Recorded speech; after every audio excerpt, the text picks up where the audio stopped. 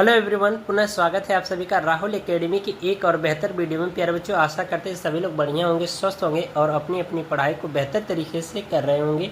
तो प्यारे बच्चों, आज की इस वीडियो में हम लोग पढ़ने वाले हैं कक्षा 10 के गणित का चैप्टर नंबर 1, जिसका नाम है वास्तविक संख्या। ठीक है, तो प्यारे बच्चों, ये जो चैप्टर है बोर्ड एग्जाम की दृष्टि से काफ़ी ज़्यादा महत्वपूर्ण होता है। इससे हमेशा आपके ऑब्जेक्टिव क्वेश्चन में भी और लॉन्ग क्वेश्चन में भी प्रश्न पूछा जाता है। ठीक है, तो वीडियो शुरू करने से पहले प्यारे बच्चों, अगर आप अभी तक हमारे यूट्यूब चैनल पर नए आए होंगे तो चैनल को सब्सक्राइब कर लीजिए। वीडियो अंत तक देखिए।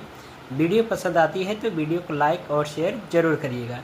तो चलिए बिना किसी देरी के आज की वीडियो को शुरू करते हैं। ठीक है, तो प्यारे बच्चों, देख रहे हो कि यहाँ पर जो चैप्टर का नाम है वो है वास्तविक संख्याएँ। ठीक है, तो सबसे पहले संख्या क्या होती है इसके बारे में हम लोग जान लेते हैं। ठीक है, तो हम लोग सबसे पहले जानेंगे संख्या के बारे में। ठीक है, ये बेसिक कॉन्सेप्ट है और इनको आपको जानना बहुत ज़रूरी है। तो प्यारे बच्चों, जो संख्याएं होती है ये हमारी दो तरह की होती हैं।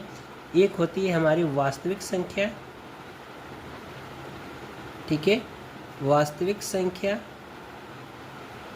और दूसरी जो होती है वो होती है हमारी काल्पनिक संख्या। ठीक है, काल्पनिक संख्या। ठीक है, अब वास्तविक जो संख्या होती है प्यारे बच्चे, ये हमारी दो तरह की होती हैं। एक होती है परिमेय संख्या,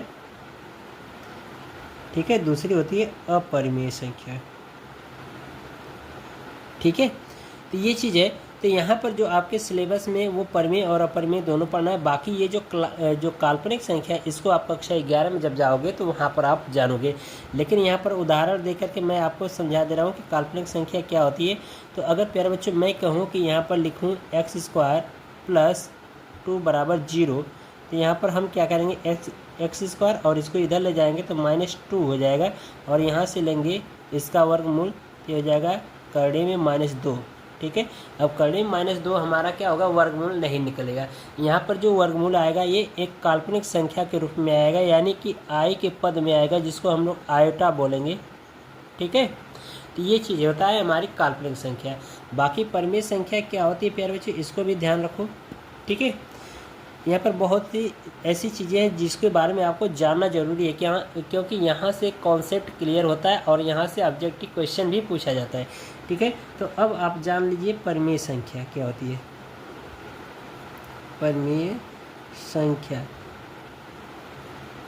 तो प्यारे बच्चों, परिमेय संख्या क्या होती है, जिसको हम P/Q के रूप में लिख सकते हैं, वो हमारी क्या कहलाती है, परिमेय संख्या कहलाती है।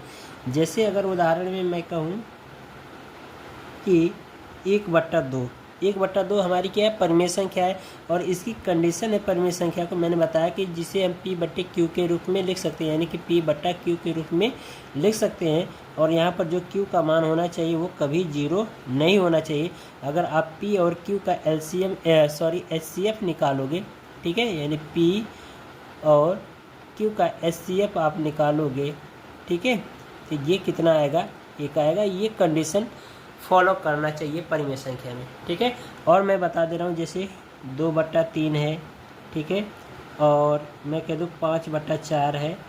ये सभी हमारी क्या है, परिमेय संख्या है, क्योंकि इसको देखो ये P के स्थान पर है, ये Q के स्थान पर है। ठीक है, और यहाँ पर देख रहे हो Q का मान क्या है, 0 के बराबर नहीं है। ये हमेशा ध्यान रखना कि जो Q का मान है ये 0 नहीं होना चाहिए। अगर 0 हो गया तो वो हमारी परिमेय संख्या नहीं होगी। ठीक है, अब आपको नोट पॉइंट में ध्यान रखना है कि आपसे यहाँ से ऑब्जेक्टिव क्वेश्चन पूछा जाता है कि जो पाई है ये परिमेय संख्या है या अपरिमेय। तो पाई जो प्यारे बच्चों यहाँ पर जो होती है ये हमारी अपरिमेय संख्या होती है। ठीक है, पाई जो होता है हमारी कैसी संख्या होती है, अपरिमेय संख्या होती है। इसको आपको ध्यान रखना है। अगर इसी के मान को 22/7 के रूप में दे देगा तो ये हमारी क्या हो जाती है, परिमेय संख्या हो जाती है।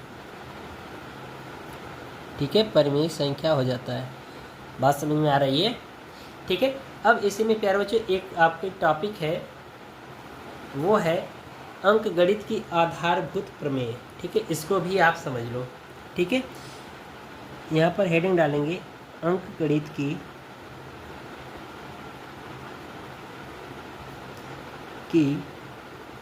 आधारभूत प्रमेय।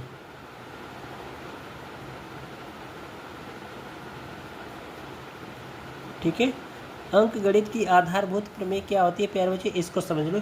इसमें ये अंकगणित की आधारभूत प्रमेय जो कहती है कि कोई भी भाज्य संख्या है, उस भाज्य संख्या को हम लोग अभाज्य संख्या के रूप में लिख सकते हैं। ये हमारी अंकगणित की आधारभूत प्रमेय कहती है कि कोई भी भाज्य संख्या है उसको हम क्या करते हैं, अभाज्य संख्या के रूप में लिख सकते हैं। जैसे यहाँ पर मैंने एग्जाम्पल में लिया है 15, ठीक है।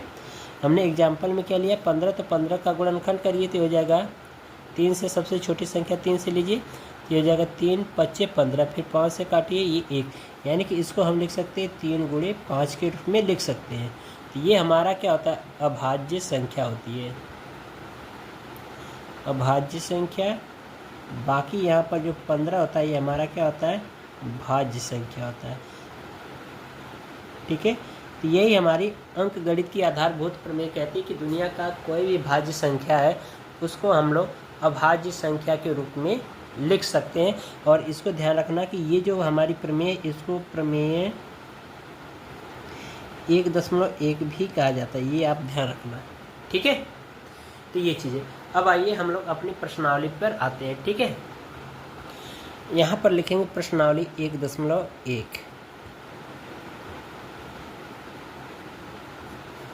1.1, ठीक है। मैथ का हम लोग प्रश्नावली 1.1 पढ़ेंगे। और यहाँ पर मैंने क्वेश्चन नोट कर लिया है प्यारे बच्चों, और आप क्वेश्चन यहाँ पर देख लो, ठीक है। यहाँ पर पहला क्वेश्चन हमने प्रश्नावली का लिया है। इसमें कहा जा रहा है कि निम्नलिखित संख्याओं को अभाज्य गुणनखंड के रूप में व्यक्त कीजिए, ठीक है। और यहाँ पर आपको 5 क्वेश्चन दिए गए, इन 5 क्वेश्चनों को हमें क्या करना है, अभाज्य गुणनखंड के रूप में लिखना है। तो पहली संख्या 140 है, दूसरी आपकी 156 है, ठीक है। तो इनको हम लोग पहले नोट करेंगे, ठीक है। जो पहला क्वेश्चन है, हम लोग क्वेश्चन नंबर 1 का पहला पार्ट करेंगे। पहला पार्ट है हमारा 140। इसको हमें क्या करना, अभाज्य गुणनखंड के रूप में व्यक्त करना है। तो हम क्या करेंगे, यहाँ पर लिखेंगे इसको कुछ इस तरह से, गुणनखंड कर देंगे, 140 लिखेंगे। तो सबसे पहले दूसरे यानी छोटी संख्या लेंगे 2, यहाँ से 2 से काटिए तो 2 × 7 = 14, 0 उतर गया। फिर 2 से काटिए, 2 × 3 = 6, ठीक है, और 2 × 5 = 10, ठीक है। फिर अब इसके बाद 2 से कटेगा नहीं, अब इसको आप क्या करिए, 5 से काट दीजिए, ठीक है। तो ये हो जाएगा 5 × 7 = 35। अब ये 7 से इसको 7 को काट दो, ये हो जाएगा 1। और इसी को हमें क्या करना, अभाज्य गुणनखंड के रूप में लिखना है। तो इसलिए लिख सकते हैं 140 = 2 × 2 × 5 × 7। यही हमारा क्या हो जाएगा, आंसर, ठीक है। चलिए दूसरा क्वेश्चन लेते हैं। दूसरा क्वेश्चन ये है 156, दूसरा पार्ट है इसका 156 को भी हमें क्या करना है, अभाज्य गुणनखंड के रूप में व्यक्त करना है। तो यहाँ पर इसको लिखेंगे, इसको भी सॉल्व करेंगे, ठीक है। यहाँ पर तो लिखेंगे 156, 2 से इसको आप क्या करिए, 2 से भाग दीजिए, तो हो जाएगा 2 × 7 = 14, ठीक है, और 2 × 8 = 16, ठीक है। फिर 2 से भाग दीजिए, 2 × 3 = 6, 2 × 9 = 18, ठीक है। अब इसको 13 से काट दो, 13 × 3 = 39, इसको 3 से काट दो, 1। तो इसको हमें अभाज्य गुणनखंड के रूप में लिख सकते हैं 156 = 2 × 2 × 3 × 13, ठीक है। ये आंसर हो जाएगा। इसको कहीं कहीं पर प्यारे बच्चों कुछ इस तरह से भी लोग बता देते हैं, ये 2 कितनी बार है, 2 बार है, तो इसको 2 की घात 2 लिख सकते हैं, और गुणे यहाँ पर 3 × 13 भी लिख सकते हैं, ठीक है। ये चीज़ें तो इस तरह से भी लिख सकते हैं, इस तरह से भी लिख सकते हैं, दोनों आप से आंसर सही होगा, जो भी आप लिखना चाहो, ठीक है। चलिए अब हम लोग तीसरा पार्ट देखेंगे। इसका तीसरा पार्ट है 3825, 3825। इसको हमें क्या करना, अभाज्य गुणनखंड के रूप में व्यक्त करना है, ठीक है। तो इसको भी हम लोग सॉल्व करेंगे। बहुत ही सिंपल क्वेश्चन, यहाँ से आपको एक के ऑब्जेक्टिव क्वेश्चन में पूछा जा सकता है। ये ज़्यादा कुछ खास नहीं, पर ऑब्जेक्टिव क्वेश्चन के लिए इम्पॉर्टेंट है, ठीक है। तो इसको भी हम लोग क्या करेंगे, इसी तरह से करेंगे। तो यहाँ पर लिखेंगे 3 8 2 5, ठीक है। अब प्यारे बच्चों इसको आप क्या करो कि 17 से काटो, ठीक ठीक है, क्योंकि बाकी अन्य छोटी संख्याओं से काटेगा नहीं, तो इसको आप 17 से काटो। तो ये कितनी बार चला जाएगा, 17 दूना के 34, यानी 2 बार चला जाएगा, ठीक है। और यहाँ से बचा कितना, 4, तो यहाँ पर हो जाएगा 17 के 17, 17 दूना 34, ठीक है। अब फिर इसको 2 बार आप लेके जा सकते हो, 2 बार लेके चले गए, ठीक है। यहाँ पर बचेगा आपका 8, तो ये हो जाएगा कितना, 85, तो ये हो जाएगा 17 × 5 = 85, ठीक है। अब आप इसको क्या करो, 5 से काट दो, ठीक है। 5 से काटेंगे तो ये हो जाएगा 5 × 20, ठीक है। और यहाँ पर हो जाएगा 5 × 5 = 25, ठीक है। फिर इसको आप क्या करो, काटो 5 से, तो 5 × 9 = 45, और 3 से काटोगे 3 × 3 = 9, ठीक है। फिर इसको 3 से काटो, 3 × 1 = 3, तो इसको आप लिख सकते हो 3825 बराबर, इसको आप लिख सकते हो 3 × 3 × 5 × 5 × 17, ये आंसर हो जाएगा। या आप कुछ इस तरह से भी इसको लिख सकते हो, ये 3 कितनी बार है, 2 बार, तो लिख सकते हो 3 की घात 2। आप 5 कितनी बार, 2 बार है, तो लिख सकते हो 5 की घात 2 × 17, ये आंसर हो जाएगा, ठीक है। तो ये आपका तीसरा क्वेश्चन रहा। अब हम लोग चौथा इसका क्वेश्चन देखेंगे। चौथा जो पार्ट है इसका, चौथा है 5005, ठीक है। इसको भी हमें अभाज्य गुणनखंड के रूप में व्यक्त करना है, ठीक है। तो इसको भी सॉल्व करेंगे, तो ये हो जाएगा आपका 5005, ठीक है। तो इसको आप क्या करो, पहले 13 से काटो, ठीक है, क्योंकि ये काफ़ी इम्पॉर्टेंट है, ठीक है। तो 13 से इसको काटेंगे तो 3 बार भाग जाएगी, ठीक है। तो हो जाएगा 13 × 3 = 39, ठीक है। 13 × 3 = 39 हो जाएगा। अब यहाँ पर जो मान आएगा ये हो जाएगा आपका कितना, 104, ठीक है। ये बन जाएगा आपका कितना, 104 बन जाएगा। तो 104 हो जाएगा, तो इसको आप कितनी बार भाग लेके जा सकते हो, 8 बार, ठीक है। तो 8 बार लेकर चले गए, तो अब यहाँ पर बचेगा आपका कितना, 5, ठीक है। और सॉरी 6 बचेगा, तो ये हो जाएगा कितना, 65, तो हो जाएगा, इसको काट सकते हो 13 × 5 = 65, ठीक है। बाकी अब इसको क्या करिए, 11 से काट दीजिए। तो 11 से काटेंगे तो 11 × 3 = 33, ठीक है।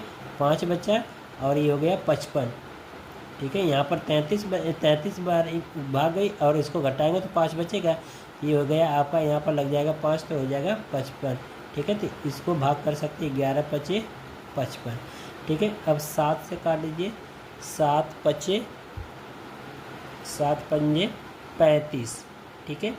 फिर 5 से काट दीजिए, 5 × 1 = 5, तो इसको आप लिख सकते हो 5005 को अभाज्य गुणनखंड के रूप में 13 × 11 × 7 × 5, ये आपका आंसर, ठीक है। अब इसके बाद सबसे लास्ट क्वेश्चन है, जो कि काफ़ी ज़्यादा इम्पोर्टेंट है बच्चों, ठीक है, ये, ठीक है। यानी 5वें नंबर का क्वेश्चन काफ़ी ज़्यादा महत्वपूर्ण है। 5वां नंबर क्वेश्चन है 7429, इसको हमें क्या करना, अभाज्य गुणनखंड के रूप में व्यक्त करना है। तो इसको भी सॉल्व करेंगे, ठीक है। तो यहाँ पर लिखेंगे 7429, ठीक है। तो इसको हमें क्या करना, अभाज्य गुणनखंड के रूप में व्यक्त करना है प्यारे बच्चों। तो सबसे पहले इसको आप कितनी बार ले जाओ, 17 बार ले जाओ, ठीक है, क्योंकि बाकी अन्य छोटी संख्याओं से ये कटेगा नहीं, ठीक है। लेकिन ये क्वेश्चन काफ़ी इम्पॉर्टेंट है, ये और ये, ठीक है। तो ये चीज़ें, तो इसको आप कितनी बार ले जाओ, 17 से काटेंगे तो इसको हम लेकर के जा सकते हैं 4 बार, ठीक है। 4 बार ले जाइए। तो यहाँ पर देखिए 17 × 4 करिए, तो ये हो जाएगा 7 × 28 के 8, 80 2, 7 × 1 = 7 2, 4 × 1 = 4 2 6, तो ये हो जाएगा 68, ठीक है। तो इसका मतलब कि यहाँ पर 68 गया है। तो अभी इसमें से 74 में से 68 घटाएंगे तो कितना बचेगा, 10, ठीक है।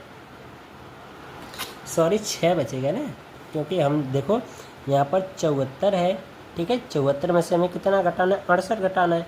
तो यहाँ से हासिल 1 ले लेंगे तो 14 हो जाएगा, 14 में से 8 जाएगा तो कितना बचा, 6 बचा और ये 6 में से 6 जाएगा तो 0, यानी कि 6 ही बचा ना।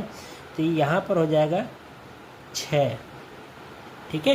यहाँ पर लग जाएगा तो कितना हो जाएगा 6, तो ये हो जाएगा 62 आपका, ठीक है। तो अब ये भी कितनी बार भाग जाएगा आपका, तो ये लगभग हमारा चला जाएगा 3 बार, ठीक है। तो ये हो जाएगा हमारी जो भाग जाएगी 3 बार भाग जाएगी, ठीक है। तो इसको 3 से गुणा कराइए तो ये हो जाएगा 17 में 3 से गुणा कराइए तो हो जाएगा 70, 3 51 होता है ना, तो 51 हो जाएगा। तो यहाँ पर हमारा हो गया था 62, तो 51 गया। तो इसका मतलब अभी बचा हमारा कितना 11, तो 11 यहाँ पर हो जाएगा, ठीक है। हासिल 11 बचा और ये 9 जोड़ दो तो ये हो जाएगा 119। तो इसका मतलब कि ये जो 7 को हम कितनी बार 17 को कितनी बार भाग ले जाएं, 7 बार ले जाएं, ठीक है। तो यहाँ पर चेक कर लो, ये हो जाएगा 70 गुणे 7, तो ये हो जाएगा 7 7 49 के 9, हासिल 1 7 हासिल 4 और 7 एकम 7 4 11, ठीक है। यानी कि हमारा कितनी बार भाग चली जाएगी, 7 बार चली गई, ठीक है। तो ये हो गया। अब इसके बाद आप क्या करो प्यारे बच्चों कि इसको 19 बार भाग ले जाओ, ठीक है। तो 19 दुना के कितना हो जाएगा 38, ठीक है। तो अब आप क्या करो 43 में से 38 को घटाओ, तो ये हो जाएगा, यहाँ पर हासिल लग जाएगा 13 हो जाएगा, और 13 में से 8 जाएगा तो कितना बचेगा 5 और ये 0, ठीक है। यानी कि इसमें कितना बचा 5 बच गया और यहाँ पर लग जाएगा 5, तो ये हो जाएगा 57। तो ये हो जाएगा आपका, सॉरी यहाँ पर हम लोग 19 दुना के 38 2 बार भाग ले जा रहे हैं ना, यहाँ पर हमने गलत लिख दिया, ठीक है। इसको बना लेना प्यारे बच्चों, यहाँ पर 2 बार भाग ले गए तो 19 दुना के 38 हो जाएगा, ठीक है। बाकी यहाँ पर बचा 5, तो ये हो जाएगा 57, ठीक है। तो ये कितनी बार भाग चली जाएगी आपकी, चली जाएगी 19 3 57, यानी कि ये चला जाएगा 3 बार भाग, यानी कि हो गया 23, ठीक है। मैं यहाँ पर काट के लिख दे रहा हूँ 23, ठीक है। अब इसके बाद भाग नहीं जाएगी, ठीक है। तो इसको हम लिख सकते हैं 74 274 29 बराबर, इसको लिख सकते हैं 17 गुणे 19 गुणे 23, ठीक है। ये हमारा क्या हो जाएगा आंसर हो जाएगा, ठीक है। अगर नहीं समझ में आया होगा तो एक बार ज़रूर इसको ट्राई कर लीजिएगा आप, ठीक है। हर एक चीज़ क्लियर हो जाएगा। चलिए अब हम लोग इसका प्रश्न नंबर दूसरा देखते हैं, ठीक है। प्रश्न नंबर दूसरे में देखिए कहा जा रहा है कि पूर्णांकों के निम्नलिखित युग्म की एलसीएम और एचसीएफ ज्ञात कीजिए तथा इसकी जांच कीजिए कि दो संख्याओं का गुणनफल बराबर एलसीएम गुणे एचसीएफ, यानी कि जो दोनों संख्याएं दिया गया है इनका गुणनफल और एलसीएम और एचसीएफ का गुणनफल दोनों क्या बराबर है, ये हमें जाँच करना है, ठीक है। तो पहला क्वेश्चन है 26 और 91, और दूसरा है 510 और 92, और तीसरा है 336 और 54, ठीक है। तो आइए इनको हल करते हैं पहला पार्ट। तो यहाँ पर लिखेंगे प्रश्न नंबर 2 का पहला पार्ट, इसमें हमें ज्ञात करना है एलसीएम और एचसीएफ ज्ञात करना है और उनके गुणनफल भी बताने हैं कि क्या दोनों जो संख्या दी गई उनका गुणनफल और एचसीएफ और एलसीएम का गुणनफल दोनों बराबर है, ठीक है। तो इसमें पहला पार्ट है आपका 26 और 91, ठीक है। तो हम क्या करेंगे 26 और 91 का पहले अभाज्य गुणनखंड निकालेंगे, ठीक है। तो पहले निकालिए 26 का, ठीक है, 2 से काटिए, 2 एकम 2 2 3 6, ठीक है। अब इसको 13 से काट दीजिए। अब 91 का देख लीजिए, ठीक है। तो ये हो जाएगा 91, इसको क्या करिए आप 7 रखिए, 7 से काटेंगे तो 7 एकम 7 और 7 त्रिके 21, 13 से काट दीजिए एक बार, ठीक है। तो हम इनको लिख सकते हैं कुछ इस तरह से 26 बराबर 2 गुणे 13 और 91 को लिख सकते हैं 7 गुणा 13।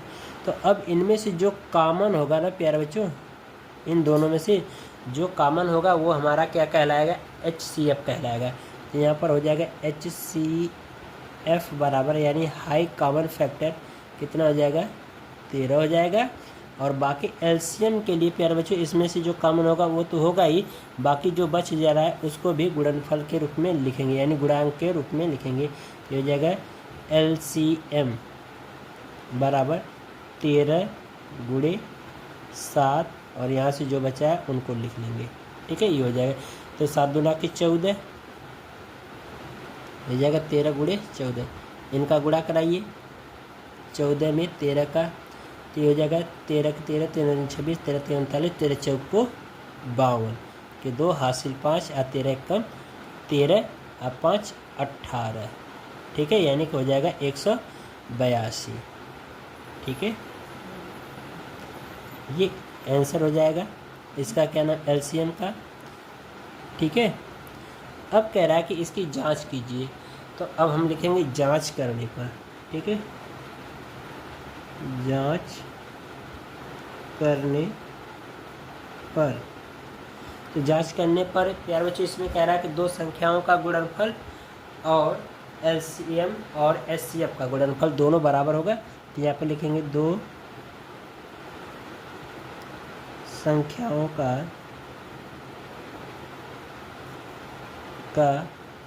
गुणनफल, ये आपको प्रश्न में दे रखा है।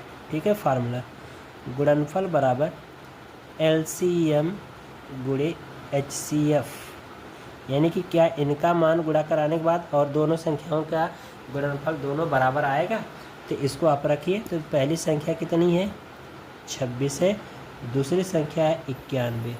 ठीक है, 91 रख दिया। एलसीएम हमारा यहाँ पर कितना 13 है। ठीक है, और सॉरी एचसीएफ पे हमारा कितना है 13 और एलसीएम 182 है।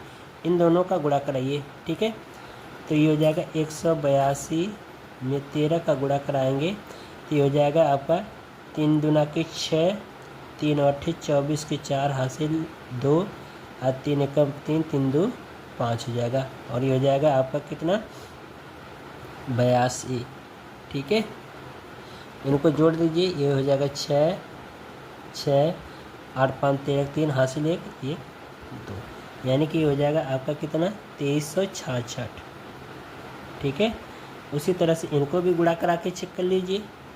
ठीक है, यहाँ पर रफ कार्य में मैं कर दे रहा हूँ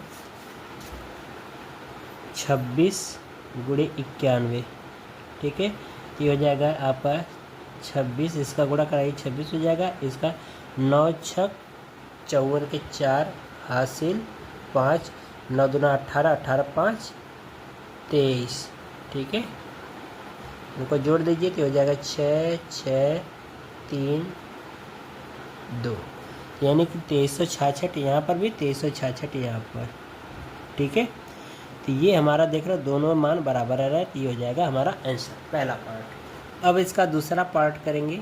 ठीक है, दूसरा पार्ट में क्वेश्चन में ये है दिया गया है 510 और 92।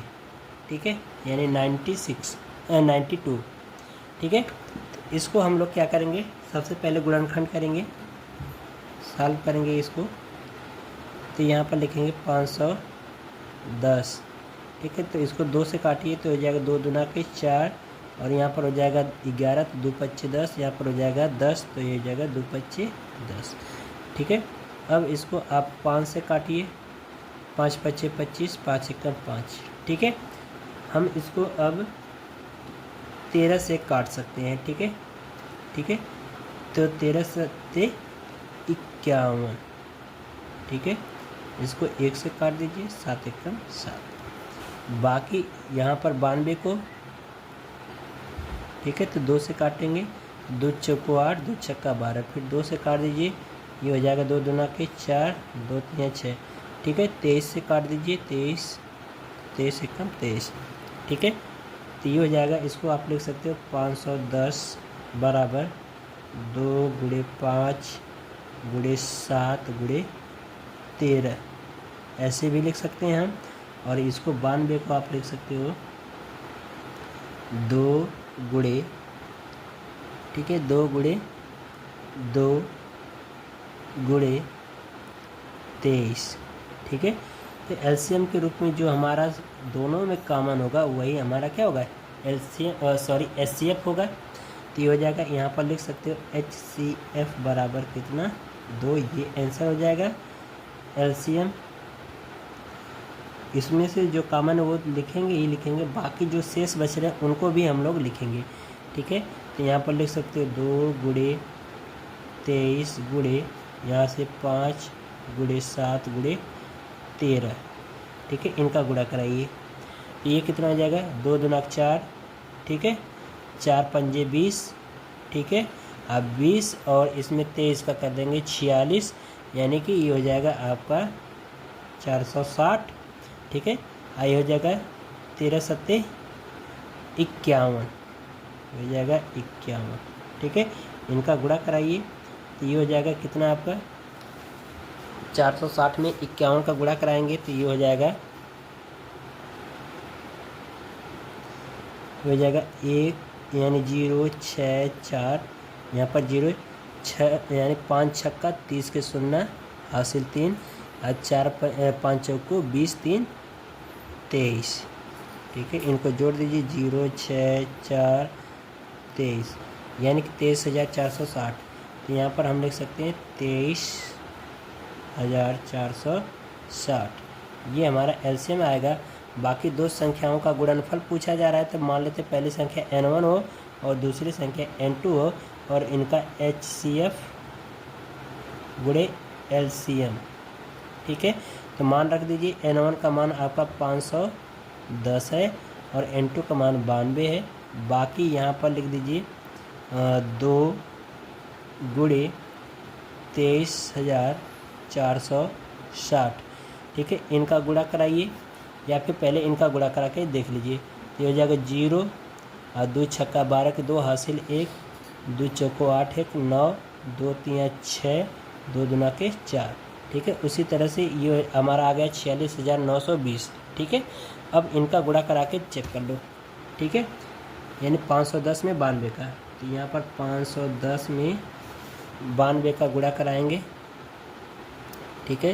हो जाएगा 0 2 इतना 0 और 2 एकम 2 2 पच्चे 10, ठीक है। 0 9 5 9 45, ठीक है। जोड़ दीजिए 0 2 9 6 4, यानी कि ये आ गया हमारा दोनों सेम, ठीक है। तो हो जाएगा 46,920, ये हमारा आंसर हो जाएगा, क्योंकि दोनों के गुणनफल समान आ रहे हैं, ठीक है। अब लास्ट हमारा क्वेश्चन बचा है। लास्ट क्वेश्चन है 336 और 54, ठीक है। तीसरा क्वेश्चन है, यानी दूसरे क्वेश्चन का तीसरा पार्ट 336 और 54 ये दिया गया है, ठीक है। इनको हम क्या करें, सबसे पहले गुणनखंड कर लें, सॉल्व करेंगे तो ये जाएगा 336, 2 से इसको काटिए, ठीक है। तो ये हो जाएगा 2 एकम 2, ठीक है। एक बार भाग गई है, 2 एकम 2, ठीक है। यहाँ पर हासिल आएगा तो ये हो जाएगा 13, तो 2 छक्का 12, ठीक है। 2 अट्ठे 16, फिर 2 से काटिए, 2 अट्ठे 16, ठीक है। 2 चौको 8, फिर इसको हम लोग 2 से काट सकते हैं, 2 चौको 8, 2 दूना के 4, ठीक है। फिर 2 से काट सकते हैं, 2 दूना के 4 1, 21 से इसको काट दीजिए, हो जाएगा 1, ठीक है। बाकी 54 को भाग करिए, सॉरी गुणनखंड करेंगे 54, तो इसको भी 2 से काटेंगे तो 2 1, यानी कि ये हो जाएगा आपका 2 दूना के 4, 2 सत्ते 14, ठीक है। फिर इसको कर सकते हैं 3 से, 3 9 27, फिर 3 से कट सकते हैं, 3 त्रिक 9, फिर 3 त्रिक 3 एकम 3, ठीक है।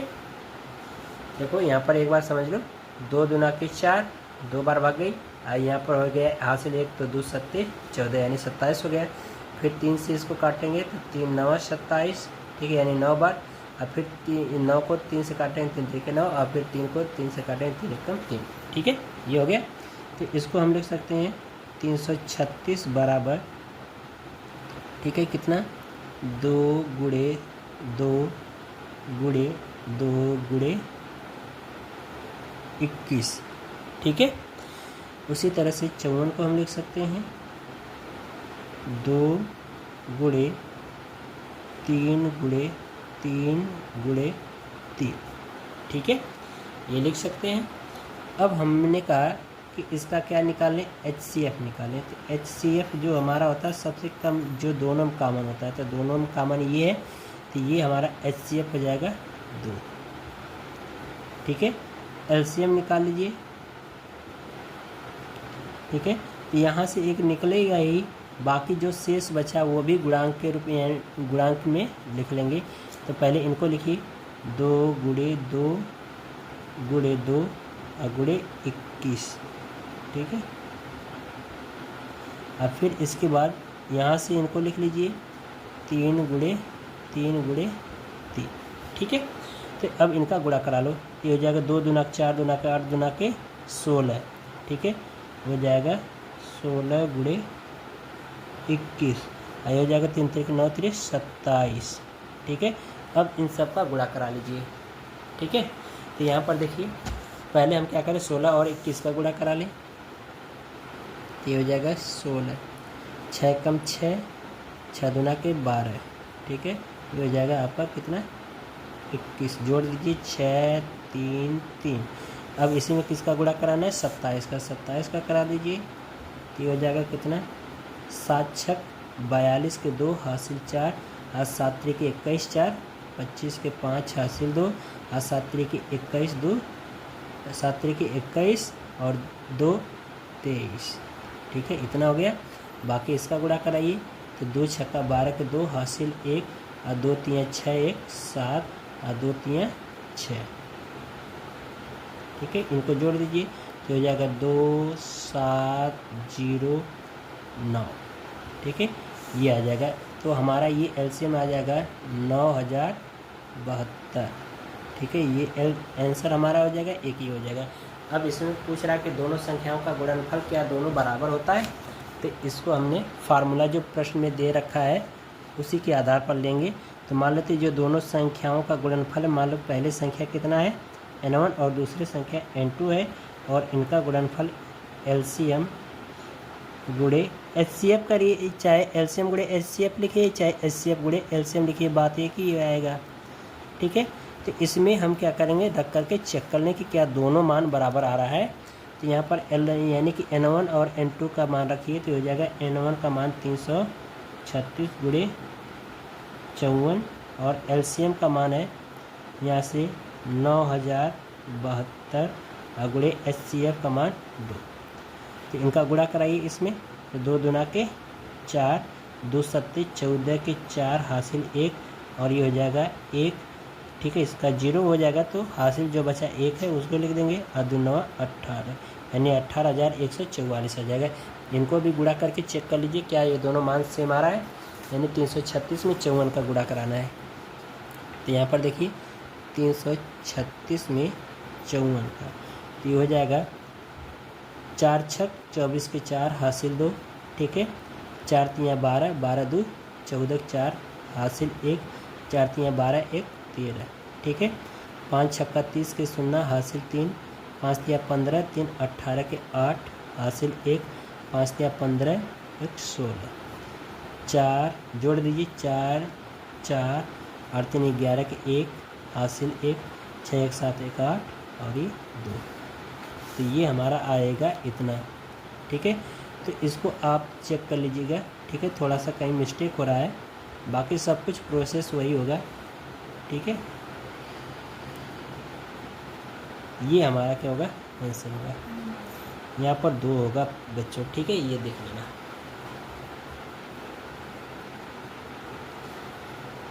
तो इस तरह से आज की हमारी वीडियो कंप्लीट होती है बच्चों। अगर वीडियो आपको पसंद आई हो तो वीडियो को लाइक करिए और चैनल को सब्सक्राइब करिए। मिलते हैं अगली वीडियो में इसका दूसरा पार्ट लेकर के, तब तक के लिए गुड बाय, थैंक यू।